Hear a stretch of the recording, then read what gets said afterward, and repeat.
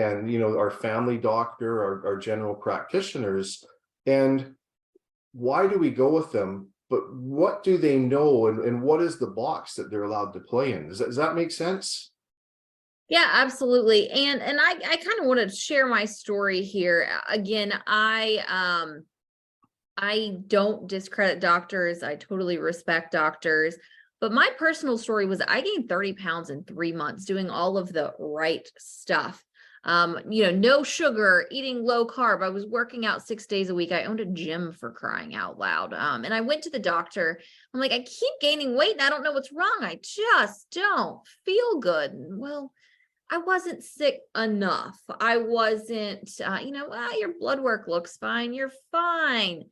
And, I get it. A doctor doesn't want to, prescribe a bunch of drugs or something like that if you're not sick enough. But I think that, and I spent a lot of time personally upset with doctors that no one would listen to me. I mean, I was dealing with some kidney issues, from eating too much protein. We won't go down that rabbit hole.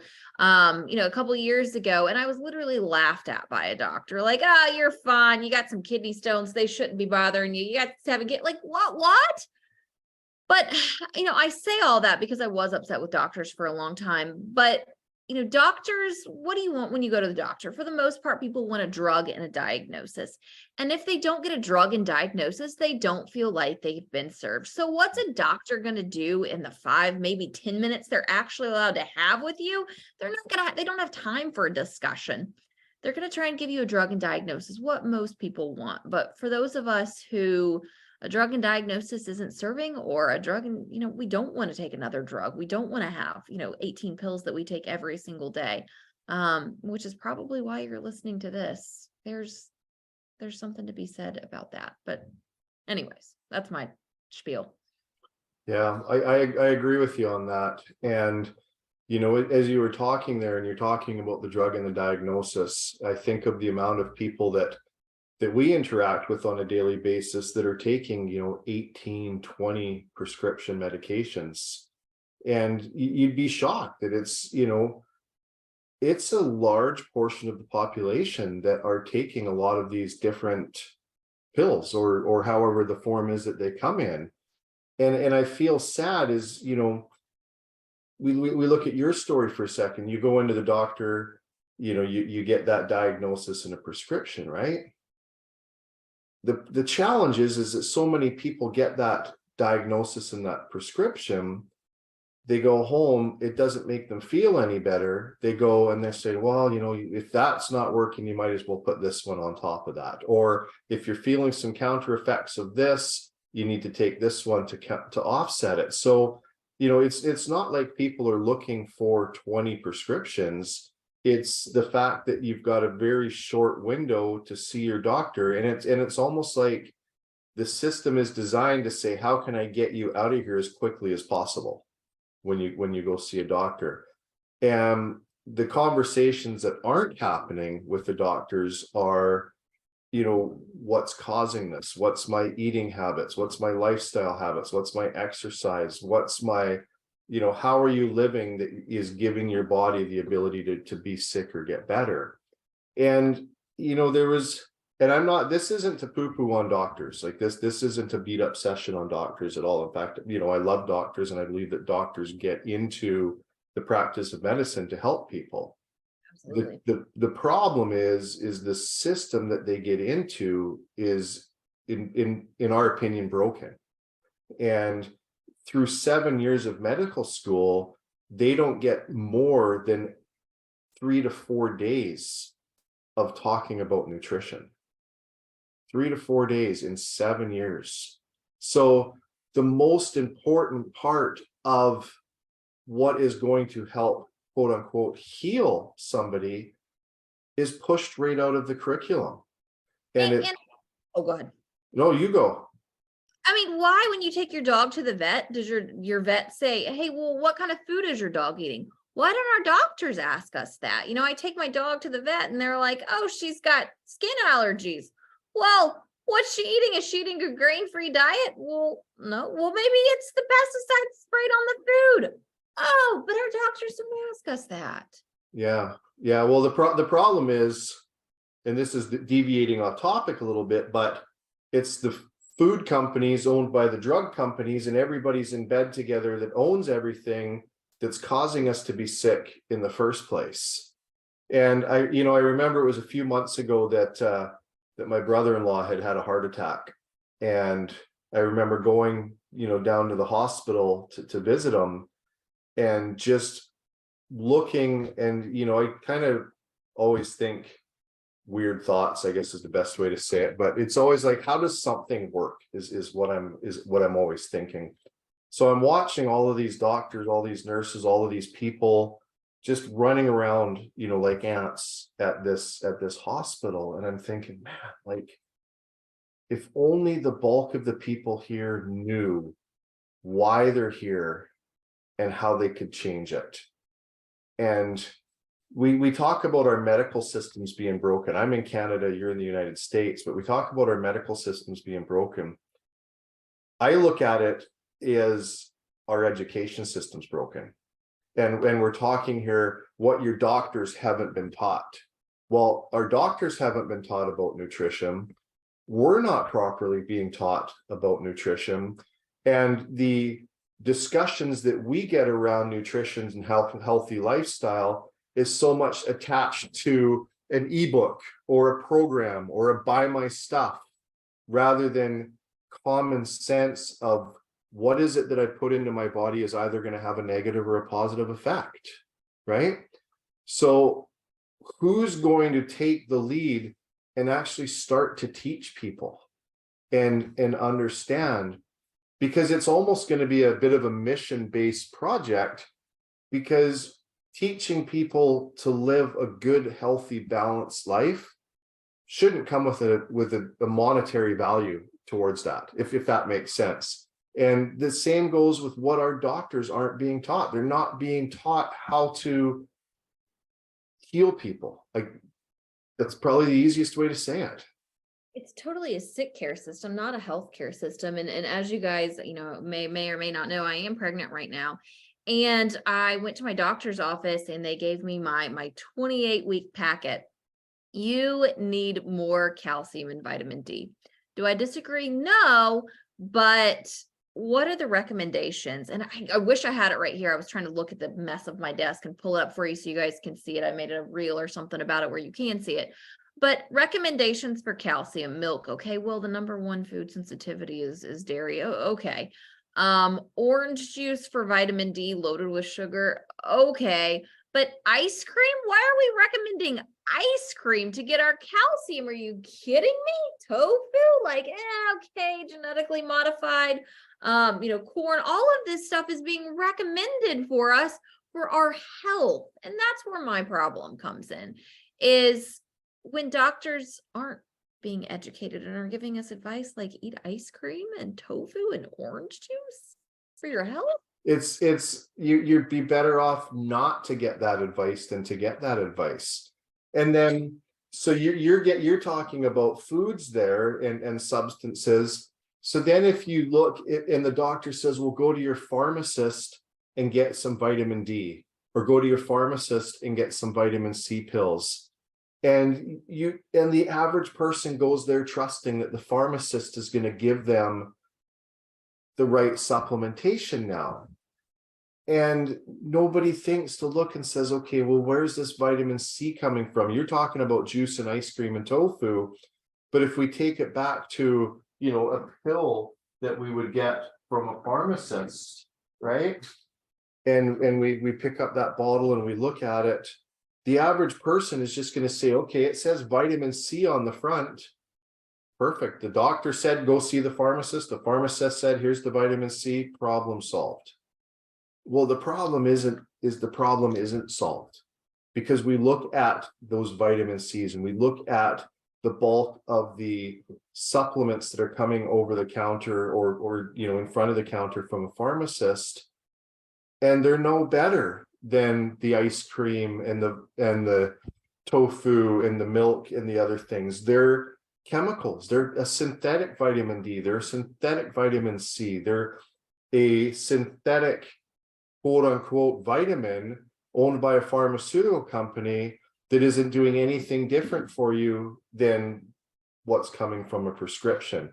And that's the problem is people aren't being told this. They're not being taught, hey, I need to think about where my information is coming from, how it's getting to me, and what I'm going to do with it. But just because you and I say something to somebody, I don't want anybody taking anything that we say at face value. But we live in a world now where you actually can't take anything at face value. You have to do your homework if you want to be healthy.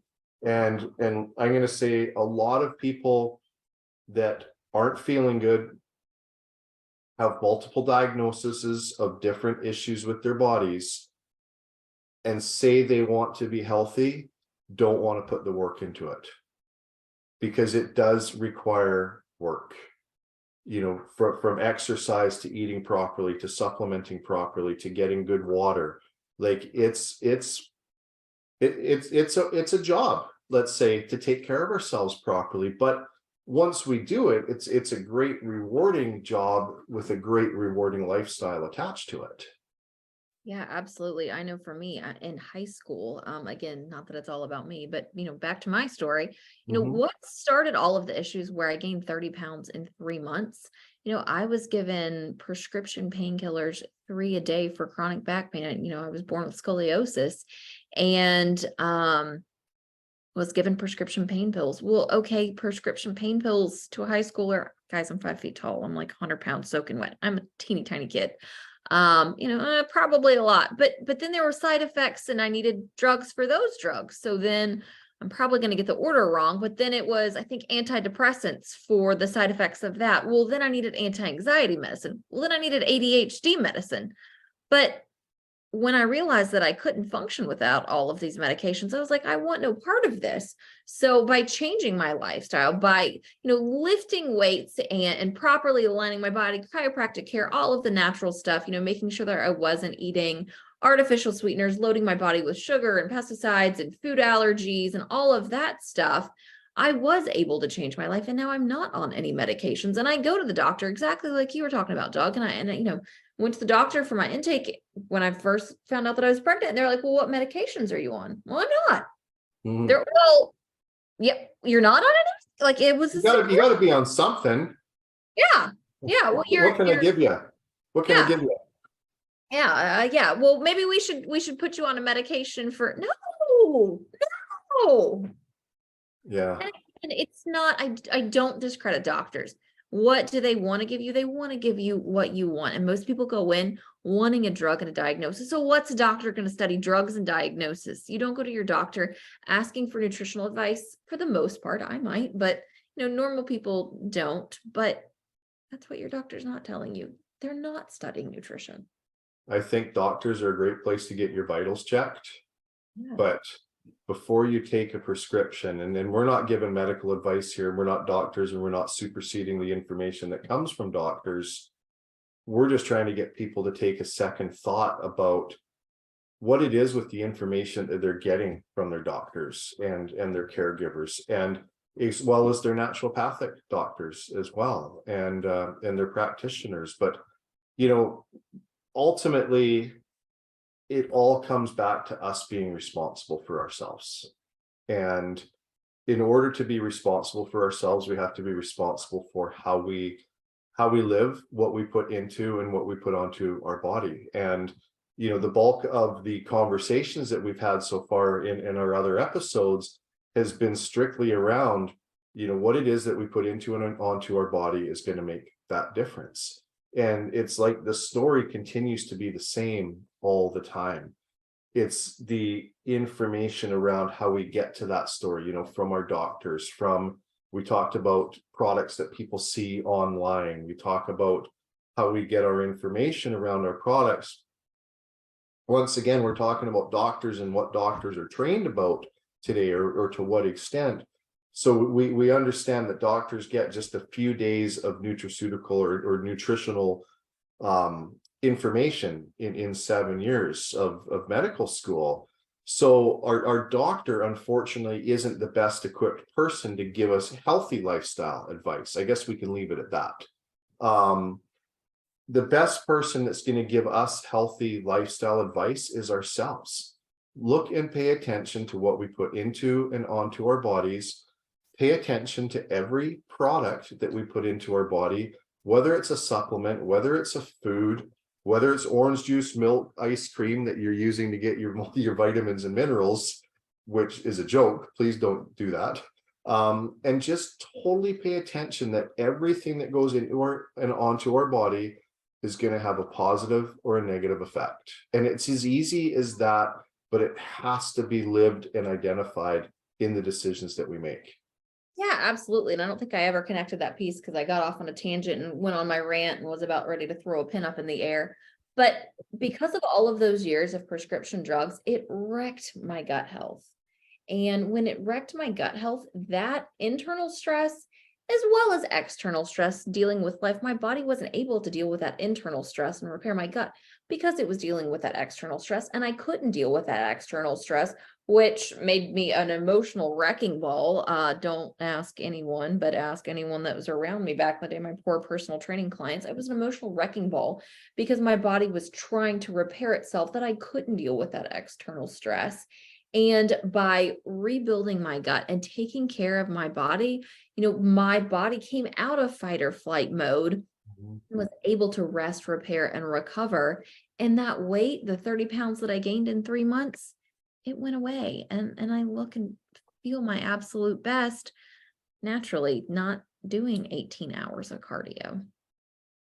Yeah, and you look at, you look at everything from sleep to your skin health and complexion, mental clarity and focus, fingernails and toenails and hair and tongue and teeth. Like, all of that is in relationship to the gut and the health of the gut. So often it's overlooked, gut health being the focal point to how the rest of our body reacts.